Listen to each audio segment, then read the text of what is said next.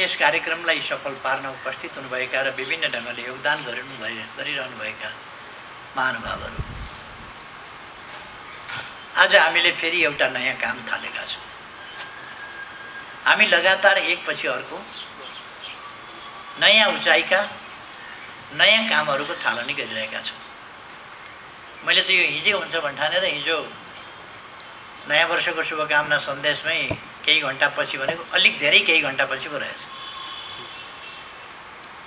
खैर, हिजोको आज एक दिन सरेर पनि केही भएन।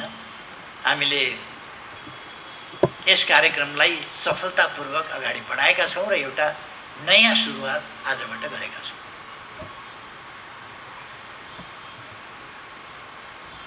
हामी सबैलाई थाहा छ, हामी समृद्ध नेपाल र सुखी नेपालीको राष्ट्रिय आकांक्षा निर्धारण गरेर तय गरेर त्यस आकांक्षालाई पूरा गर्नका निम्ति जो नेपाली जनताको, तमाम नेपाली जनताको साझा आकांक्षा हो, त्यस आकांक्षालाई पूरा गर्नका लागि हामी हरेक क्षेत्रबाट प्रयास गरिरहेका छौँ।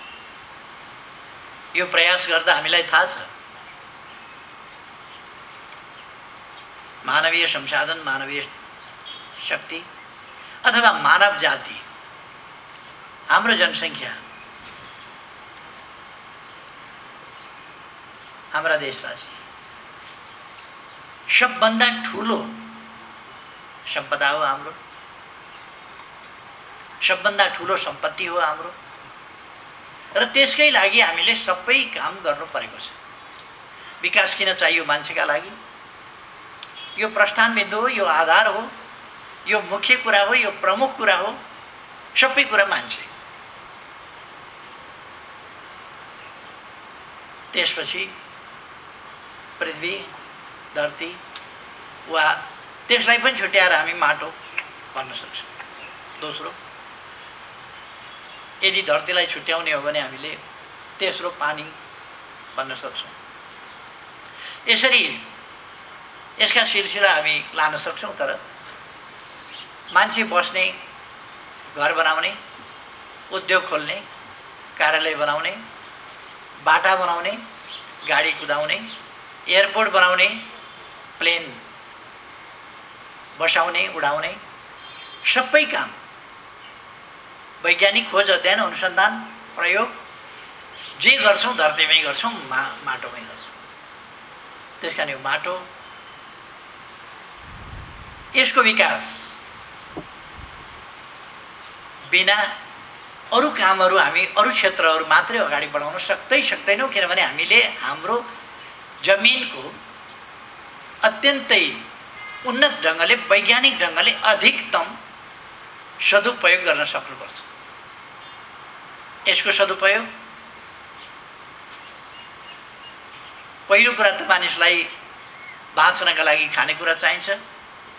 खाद्यान्न, खाद्य वस्तु वा जडीबुटी वा औषधि जे पनि यसै माटोबाट, यसै धरतीबाट आउने हो। बोट बिरुवा आदि इत्यादि सबै यसैबाट आउने हो। त्यसकारण अन्न बाली, सब्जी, फलफुल सबै यसैबाट आउने भएको हुनाले यसको हामी अधिकतम सही सदुपयोग कसरी गर्न सक्दछौँ, त्यसमा हामीले चिन्तन गर्नुपर्छ। मान्छे त यस्तो प्राणी हो कि यो मान्छे यदि धरतीमा हुँदैन थियो भने यो धरतीको मात्रै होइन, सृष्टिकै अर्थ हुँदैन थियो। यो पृथ्वी यदि मानिस थिएन भने के कामको हुन्थ्यो? यो बुध जस्तै हुन्थ्यो, यो मङ्गल जस्तै हुन्थ्यो, यो शनि जस्तै हुन्थ्यो, यम या वरुण जस्तै हुन्थ्यो, यो निर्जन हुन्थ्यो, यो निरस हुन्थ्यो।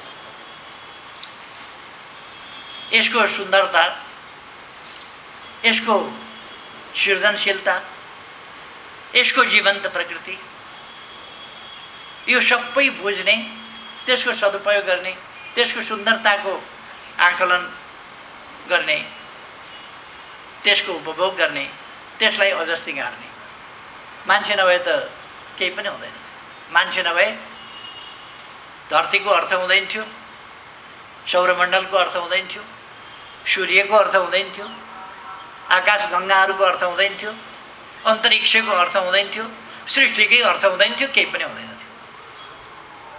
मानिसको त्यो महत्त्व छ।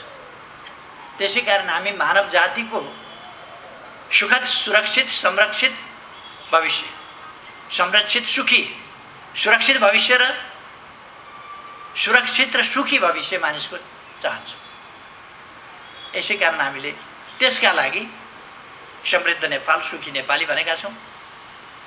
त्यसबाट अहिले हामीले अरूले कसैले प्रेरणा ल्याउँ भन्न सक्दैनौँ, तर हामीले जुन मूल मन्त्र कोइन गरेका छौँ, जुन निर्धारण गरेको छौँ, त्यो असाधारण छ। समृद्ध नेपाल, सुखी नेपाल। यसलाई साकार पार्नका निम्ति हामी हरेक क्षेत्रमा विज्ञान र प्रविधिको प्रयोग गर्ने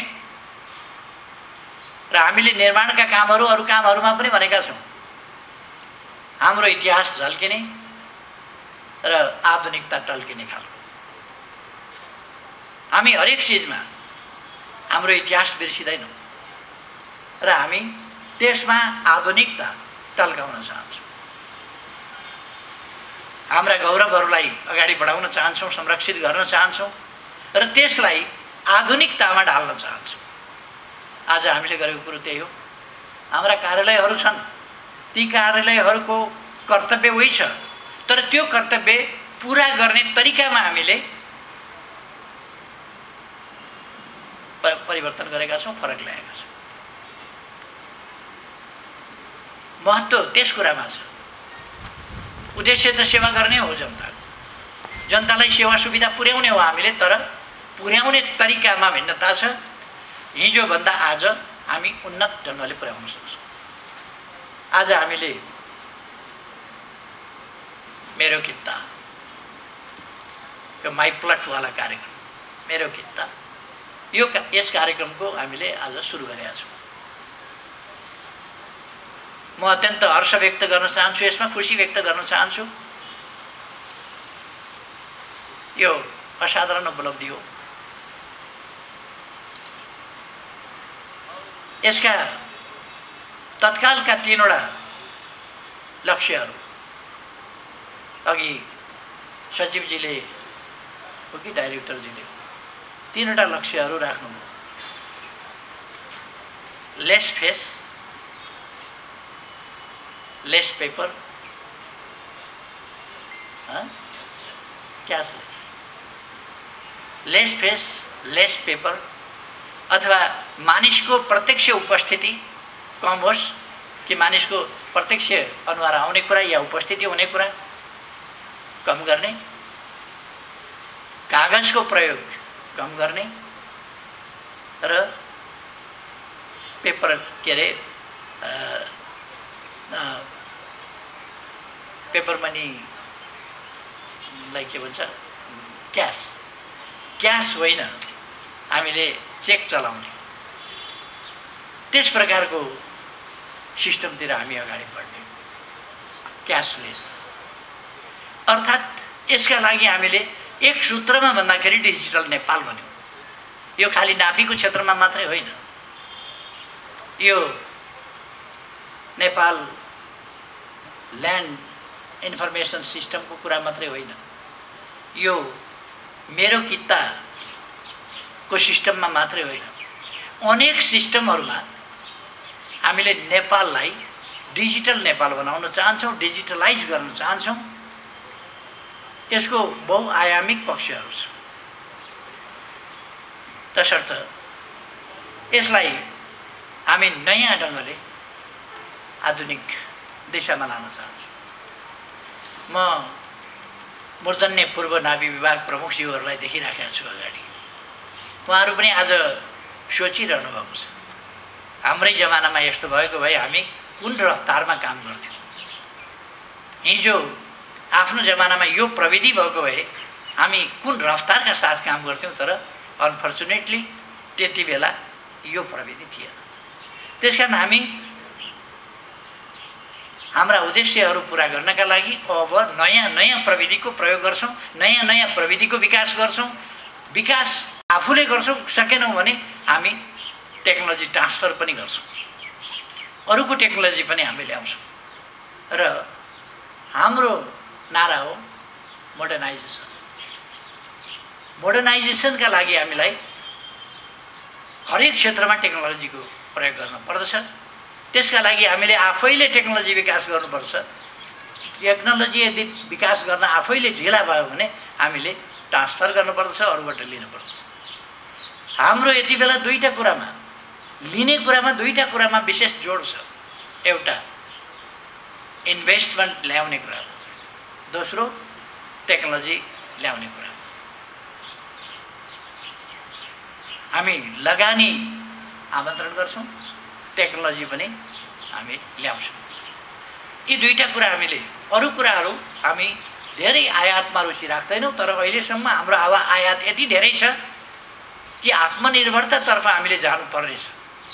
यस सन्दर्भमा हामी कमसेकम कृषिको क्षेत्रमा, जमिनको उपयोगको क्षेत्रमा, कृषिको क्षेत्रमा, यी क्षेत्रहरूमा आत्मनिर्भर हुन सक्यौँ भने आत्मनिर्भरताको सुरुवात अरू क्षेत्रहरूमा पनि हुन्छ। कृषिको आधुनिकीकरण भयो भने, कृषिको व्यावसायिकीकरण भयो भने त्यसले साइडमा कृषि आधारित उद्योगहरू पनि खोल्छ। साना मझौला घरेलु उद्योगहरू खोल्छ, प्रशोधन उद्योगहरू खोल्छ, चिसानका सेन्टरहरू खोल्छ, जब अपर्च्युनिटी थप सिर्जना गर्छ। र यसका इफेक्टहरू खाली उत्पादन र उत्पादकत्व वृद्धिमा मात्रै हुँदैन, सहजता सेवा प्राप्त गर्ने वा सेवा प्रदाय गर्ने, उपलब्ध गराउने, सेवाग्राही वा सेवा प्रदायकको सजिलोको लागि मात्रै होइन कि यसले उत्पादकत्व वृद्धि गर्ने। त्यसको अर्थ यसले उत्पादनलाई अब ठुलो मात्राको उत्पादनतर्फ लाने, उत्पादकत्व वृद्धि र ठुलो मात्रामा उत्पादन। त्यस उत्पादनले बजार खोज्छ, पहिले आन्तरिक बजार खोज्छ, आत्मनिर्भरतातर्फ जान्छ, त्यसपछि त्यसले अन्तर्राष्ट्रिय बजार खोज्छ र हाम्रो एक्सपोर्ट बढ्छ।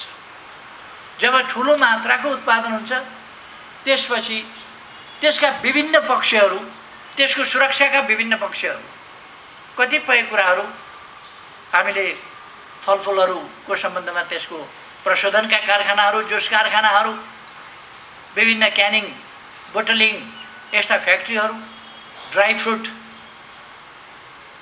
तयार गर्ने कारखानाहरूदेखि लिएर अरू प्रकारका अनेक कुराहरू हुन सक्छ। त्यसकारण यसका मल्टिपल सकारात्मक असरहरू, त्यतापट्टि अब देश जाँदैछ, त्यतापट्टि हामी देशलाई लान चाहिरहेका छौँ। यस सन्दर्भमा भूमि व्यवस्था मन्त्रालय, सहकारी मन्त्रालय यसैभित्र पर्छ होइन, गरिबी निवारण मन्त्रालय पनि यसैभित्र पर्छ, अथवा यो भूमि व्यवस्था सहकारी एवं गरिबी निवारण मन्त्रालय, यसले यस क्षेत्रमा, यस दिशामा पुर्याएको योगदानको, यसका निम्ति विषयको मर्म बुझेर गरेका काम र पुर्याएका योगदानको म प्रशंसा गर्न चाहन्छु। हामीले जमिनकै सम्बन्धमा डिजिटल सोइल म्यापिङ त्यो सफलतापूर्वक सम्पन्न गरिसकेका छौँ। डिजिटल सोइल म्यापिङ जसले जमिन हिजो जस्तो त्यहीँ गएर त्यहीँ खनेर त्यहीँको माटो ल्याएर त्यहीँको माटोलाई परीक्षण गरेर लामो समय लगाउनु पर्थ्यो, त्यस्तो पर्दैन। अब तत्कालै हामी प्राप्त गर्न सक्छौँ। गुगलबाट जमिन हेरेर त्यो जमिनको स्थिति के छ, त्यहाँ कस्तो कस्तो क्वालिटी के चिजको कमी के छ, बढी के छ, कुन बाली लगाउने हो, किसान कुन बाली लगाउन चाहन्छ, त्यस बालीका लागि कुन मलको कमी वा कुन चिजको बढी छ, अम्लीयता बढी छ कि क्षारीयता बढी छ कि के कुरामा बढी छ, कुन प्रकारको मलको, प्राङ्गारिक मलको कमी छ कि अथवा अरू मलको कमी छ कि के कुराहरूको कमी छ, त्यो कुराहरू हामी प्रत्यक्ष रूपमा देख्न सक्छौँ। र त्यस जमिनमा यो चिज, यस बालीको लागि यो चिज यति मात्रामा यो समयमा लगाउँ भनेर किसानलाई केन्द्रबाटै पनि निर्देशित गर्न सकिन्छ, जिल्ला कार्यालयहरूबाट पनि निर्देशित गर्न सकिन्छ, र जहाँसुकैबाट पनि निर्देशित गर्न सक्ने गरी हामीसँग त्यस प्रकारको खालि त्यो जमिनमा के छ भन्ने थाहा भइसकेपछि त्यसको अर्थ के हो र कुन बालीका लागि कुन कुन तत्त्वहरू त्यसमा थप्नुपर्छ भन्ने कुराको जानकारी भएको प्राविधिक ज्ञान भएको मानिसले जहाँसुकैबाट पनि त्यसलाई गरिदिन सक्ने अवस्था रहन्छ। त्यसकारण हाम्रो प्राविधिकहरूको धेरै दौडधोप पनि हुँदैन। त्यो एक ठाउँबाटै उसले धेरै ठाउँहरूलाई निर्देशित गर्न सक्छ अथवा विज्ञानको सही सदुपयोग प्रविधिको सही सदुपयोगको अर्थ त्यही हो। हिजो उहिले भृगुटीलाई बिहे गरेर तिब्बत लाँदाखेरि दरबारमा बसेकी त्यो बिचरा राजकुमारीलाई ती पहराबाट 3 महिना हिँडाएर पुर्याउनु पर्यो। अहिले 1 घन्टामा लासा एयरपोर्टमा खतरक्क ल्यान्ड गर्छ। कति सजिलो हो। गाडीबाटै जाने हो भने पनि सजिलोसँग केही घन्टामा सजिलोसँग पुगिन्छ। हिँड्नु पर्दैन, भिर चढ्नु पर्दैन, उकालो चढ्नु पर्दैन, डाँडाका टुप्पासम्म खुइ गर्दै हिँड्नु पर्दैन। बोक्नेले पनि भिरमा त बोक्न मिल्दैन थियो नि, ओर्लेरै हिँड्नु पर्थ्यो। त्यो पाल्की बोकेर पनि पाल्की ठोकियो भने तल खोला पुग्थ्यो, भिरका फेदा पुग्थ्यो पाल्की ठोकियो भने। त्यस कारण त्यो पाल्की बोक्ने पनि ठाउँ हुँदैन थियो, लौरो टेकेर हिँड्नु पर्थ्यो। त्यो जमाना थियो भने अरूलाई कष्ट थिएन, खालि राजकुमारीलाई कष्ट थियो भने होइन। तर अरू त अघि पछि पनि बाटा हिँड्दा हुन्, बिचरा राजकुमारी त दरबारमै बसिराखे। त्यसलाई अलिक बढी नै कष्ट भयो कि अभ्यास नभएका मान्छेलाई। खैर, आज विज्ञानले प्रविधिको विकास गरेको छ र विज्ञान र प्रविधिको विकासले खास गरी 20औं शताब्दीमा भएको विज्ञान र प्रविधिको तीव्रतर विकास त्यसले धेरै कुरामा सजिलो पारेको छ। तर 20औं शताब्दीमा जुन कुराहरू भइसकेको थिएन कतिपय ठाउँमा भने आज हामी ती कुराहरू अगाडि बढाउँदैछौँ। यो थुप्रै कुराहरू, डिजिटल सोइल म्यापिङ, यो साउथ एसियामा हामी नै पहिलो हौँ यो गर्ने। सायद यो मेरो किताब पनि हामी नै पहिलो हौँ। हामी नयाँ टेक्नोलोजीको प्रयोगमा अगुवाई गरिरहेका छौँ। यही हिसाबले जानुपर्छ। म नापी विभाग त्यस अन्तर्गतका साथीभाइहरूलाई धन्यवाद भन्न चाहन्छु। यो 1 वर्षमा सगरमाथाको उचाइ पनि नापिएको छ। यसै 1 वर्षमा डिजिटल सोइल म्यापिङ पनि भएको छ। यही 1 वर्षमा ल्यान्ड इन्फर्मेसन सिस्टम पनि डेभलप भएको छ। यही 1 वर्षमा यो मेरो किताब पनि डेभलप भएको छ। अथवा यस्ता थुप्रै कुराहरू जमिनको सदुपयोगको सम्बन्धमा, आधुनिक हिसाबले जमिनको सदुपयोग गर्ने सन्दर्भमा, यसबाट सेवा सुविधा प्राप्ति र प्रदाय गर्ने कुरामा र उत्पादन र उत्पादकत्व वृद्धि गर्ने कुरामा, यी सबै पक्षहरूमा यसको दूरगामी महत्त्व रहेको छ। आफूले नयाँ मार्ग कायम गरेको छु, नयाँ रेकर्ड बनाएको छु, नयाँ उचाइ छोएको छु, उपलब्धिपूर्ण काम गरेको छु भनेर गर्व गर्न सक्दछ। नापी विभागले त्यसै गरी गर्व गर्छ। एक क्षेत्रमा मात्रै होइन, अनेक क्षेत्रमा।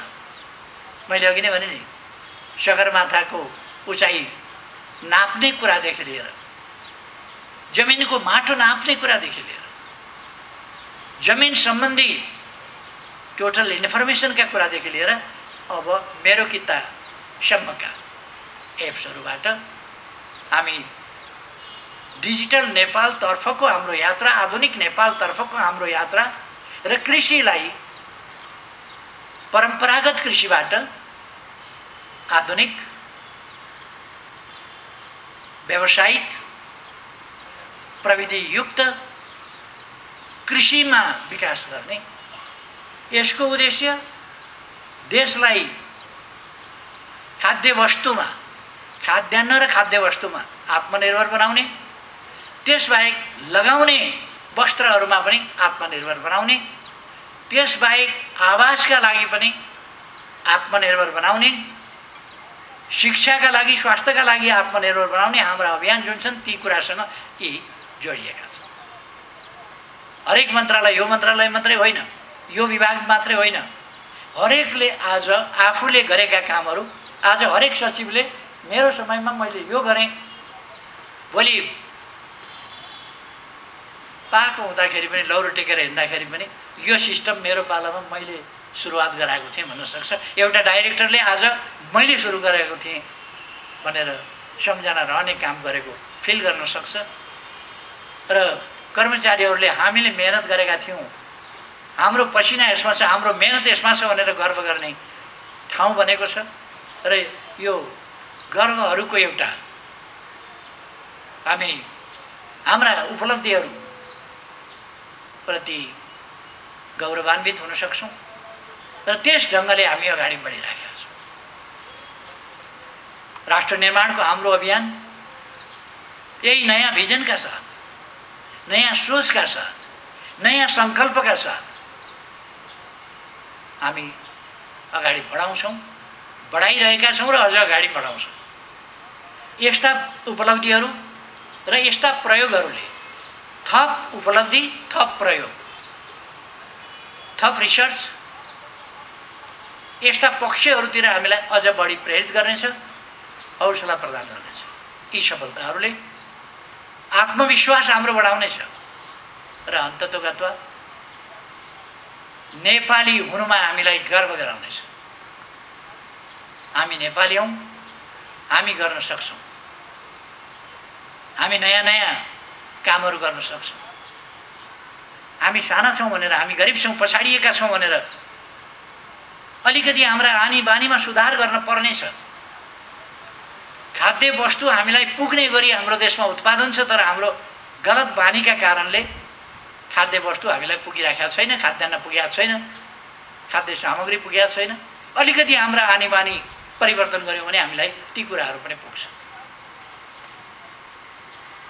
आनी बानीमा परिवर्तन गर्नु छ र हामीले हिँड्नुपर्ने बाटो तीव्रताका साथ सहज ढङ्गले हामी अगाडि बढ्नुपर्नेछ, हिँड्नुपर्नेछ। अब म धेरै समय लिन चाहन्न। तपाईहरुलाई धेरै धेरै धन्यवाद छ। मुख्य सचिवले यी सबै सरकारी कामहरूको ब्युरोक्रेसीको समन्वय गरिरहनु भएको छ। म उहाँलाई पनि धन्यवाद भन्न चाहन्छु। मन्त्रीजीलाई पनि धन्यवाद भन्न चाहन्छु, सचिवजीलाई धन्यवाद भन्न चाहन्छु, महानिर्देशक निर्देशकज्यूहरूलाई धन्यवाद भन्न चाहन्छु, अरू साथीहरूलाई धन्यवाद भन्न चाहन्छु। हामी भूमिलाई कसरी व्यवस्थित गर्ने भन्ने सम्बन्धमा हामीले भूमि आयोग निर्माण गरेका छौँ र त्यसले अब जमिन एकातिर धनी पूर्जा, एकातिर बसोबास, एकातिर यस प्रकारको स्थितिलाई अन्त्य गरेर त्यसले सुकुम्बासी समस्या, अव्यवस्थित बसोबासको समस्यादेखि लिएर अनेक प्रकारका समस्याहरू जो भूमि सम्बन्धी अनसोल्भ समस्या छन् तिनीहरूलाई समाधान गर्न कम्मर कसेर तो लागेको छ। अर्को भूमि आयोग, त्यसले काम अगाडि बढाउनेछ। कृषिको आधुनिकीकरणको सम्बन्धमा हामीले प्रधानमन्त्री कृषि आधुनिकीकरण कार्यक्रम, त्यस अन्तर्गत अनेक सुपर जोन, अरू पकेट आदि यस्ता क्षेत्रहरू तोकेर एउटा ड्राइभ गर्न खोजेका छौँ। र हामी खुसीको कुरा हो कि अहिलेसम्ममा हामी मत्स्य पालन, माछा, मासु, दूध, अण्डा यी कुराहरूमा आत्मनिर्भर भइसकेका छौँ। अलिकति हामीले ध्यान दिने बित्तिकै हामी सागसब्जीमा आत्मनिर्भर हुन सक्छौँ, खाद्य वस्तुमा सम्पूर्ण कुरामा आत्मनिर्भर हुन सक्छौँ। त्यस दिशामा हामी तत्काल जान जरुरी छ। हाम्रो जस्तो उर्वर देश, हाम्रो जस्तो जमिन, हाम्रो जस्तो सिँचाइका निम्ति सुविधा भएका खोला नाला आदि भएको यस्तो मेहनती देश खाना लाउन पनि नपुग्ने, हाम्रो उत्पादन हुन सक्छ। यो अत्यन्तै हाम्रा निम्ति अशोभनीय, हामीलाई सुहाउँदै नसुहाउने कुरा हो। त्यसकारण यो नसुहाउने कुरा हामीले अन्त्य गर्नुपर्दछ र हामी खाद्यान्न खाद्य वस्तुका निर्यातक देश हुनुपर्दछ, आयातक होइन। हामीले यस्ता कुराहरू आयात गर्ने कुरा केही वर्षभित्रै छोटो अवधिमै अन्त्य गर्नुपर्दछ। मैले 2-3 वर्षभित्र यी कुराहरूलाई अन्त्य गर्ने तर्फ सोचिरहेको छु र यस अनुसार काम हामी विभिन्न ढङ्गले गरिरहेका छौँ। हाम्रो व्यापार असन्तुलन जो भयावह छ त्यसलाई विगत केही वर्षदेखि हामी 2-3 वर्षदेखि क्रमशः घटाउँदै आएका छौँ र हरेक वर्ष ग्यापलाई अलिक न्यारो डाउन गर्ने, ग्यापलाई घटाउँदै जाने काम हरेक वर्ष हामी गर्दै आएका छौँ र अब व्यापार घाटाको या व्यापार असन्तुलनको ग्याप जुन असन्तुलनको स्थिति छ त्यसलाई थप असन्तुलन हुन दिँदैनौँ, हामी त्यसलाई सन्तुलनतिर लान्छौँ। म आग्रह गर्न चाहन्छु, यस्तो बेलामा हामीले कोभिड-19ले हामीलाई 1 वर्ष धेरै क्षति ल्यायो, जनधनको क्षति गर्यो, हाम्रो अर्थतन्त्रको क्षति गर्यो, हाम्रो शिक्षामा व्यवधान पुर्यायो, हाम्रो स्वास्थ्य स्थितिलाई गम्भीर चुनौती दियो, तर हामीले सम्हाल्यौँ त्यसलाई। अब फेरि कोभिड-19 दुनियाँका कतिपय देशहरूमा अत्यन्त तीव्रताका साथ बढिरहेको छ। हिजो मात्रै 1,84,000 भारतमा एक दिनमा थपिए। 1,88,000 1,88,000 एक दिनमा थपिए भने हाम्रो छिमेक जोसँग हाम्रो खुल्ला बोर्डर छ, आवागमन अत्यन्त व्यापक छ, त्यस्तो ठाउँमा दिनमा 1,88,000 थपिँदैछ भने हामी सतर्क हुनुपर्छ। हामीले बोर्डरलाई सतर्कताका साथ हेर्न पर्दछ। हामी आफू स्वास्थ्य मापदण्डहरू यी कुराहरूलाई गम्भीरताका साथ ध्यान दिनुपर्छ र हाम्रो जनजीवनलाई बढी क्षति हुन नपाओस्। हामीले अब भ्याक्सिन सुरु गरिसकेका छौँ, 18-19 लाखले भ्याक्सिन लगाइसकेका छ, क्रम अगाडि बढेको छ, तर अहिले 600 लगभग हिजो पुगिसक्यो। प्रतिदिन 600 पुग्नु हाम्रा निम्ति हामीले 50 को आसपासमा 50 को हाराहारीमा दैनिकमा नियन्त्रण गरिसकेका थियौँ, तर त्यो 600 मा पुगेको छ भने फेरि बढ्दो क्रम देखिएको छ। यसलाई रोक्न सबै जनता सजग सचेत रहन आवश्यक छ र यस पक्षलाई ध्यानमा राखेर हामी अगाडि बढ्न आवश्यक छ। म यसतर्फ पनि सबै दाजुभाइ दिदीबहिनीहरूलाई आग्रह गर्न चाहन्छु। अब अहिले मैले यस सन्दर्भमा धेरै भन्नु छैन। हामी हरेक दिन एक पाइला अगाडिको नारा लिएर, हरेक दिन एक पाइला अगाडि हाम्रो नारा हो। हाम्रो क्रियाकलाप पनि त्यस्तै छ, हरेक दिन एक पाइला अगाडि। नेपाल हरेक दिन एक पाइला अगाडि, हामी हरेक क्षेत्रमा गरेर एक एक पाइला अगाडि बढिरहेका छौँ, एक एक सिँढी माथि उठिरहेका छौँ विभिन्न ढङ्गले। त्यसै कारण हामीले यस बीचमा पनि अब अल्प विकसित राष्ट्रबाट विकासशील राष्ट्रमा प्रमोसन हुने, बढोत्तरी हुने सन्दर्भमा सिफारिस भइसकेका छ। हामी सिफारिस हुनु भनेको हामी डिक्लेयर हुनु छ र हामी त्यस बिन्दुमा पुगिसकेका छौँ। सन् 2030 सम्ममा दिगो विकास लक्ष्य, त्यसका सम्पूर्ण प्यारामिटर हामीले पुरा गरिसक्छौँ, त्योभन्दा अगाडि पुरा गरिसक्छौँ र हाम्रो तीव्र रफ्तार हुन्छ।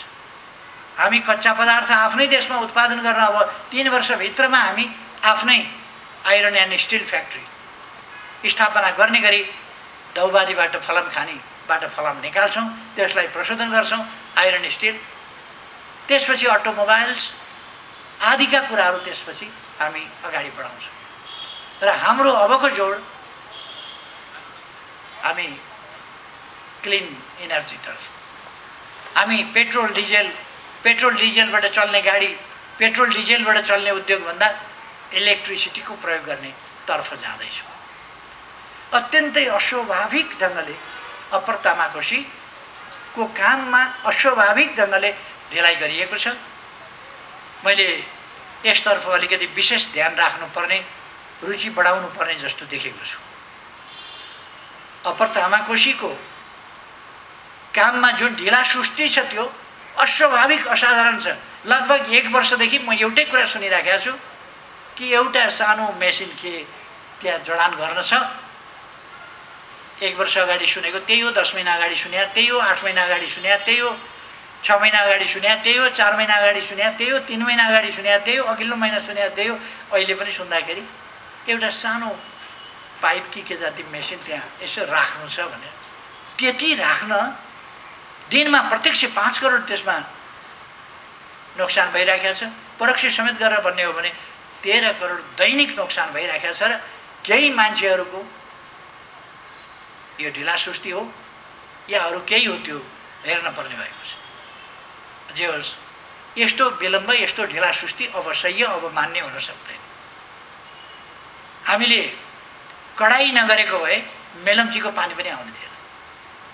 हामीले धेरै कडाई गरेर, तीव्रता दिएर, निर्माण कार्यमा तीव्रता दिएर कति दिनमा सक्छौँ,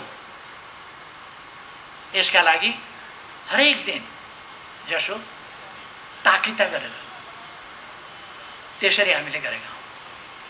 फेरि पनि हामी काममा ढिला सुस्ती गर्ने, काममा व्यवधान खडा गर्ने वा अस्वाभाविक ढिला सुस्ती, यस्ता कुराहरूलाई अनदेखी गरेर बस्न सक्दैन। ढिला सुस्ती गर्छ कसैले भने त्यसबाट हुने क्षतिको जिम्मा पनि लिनुपर्छ।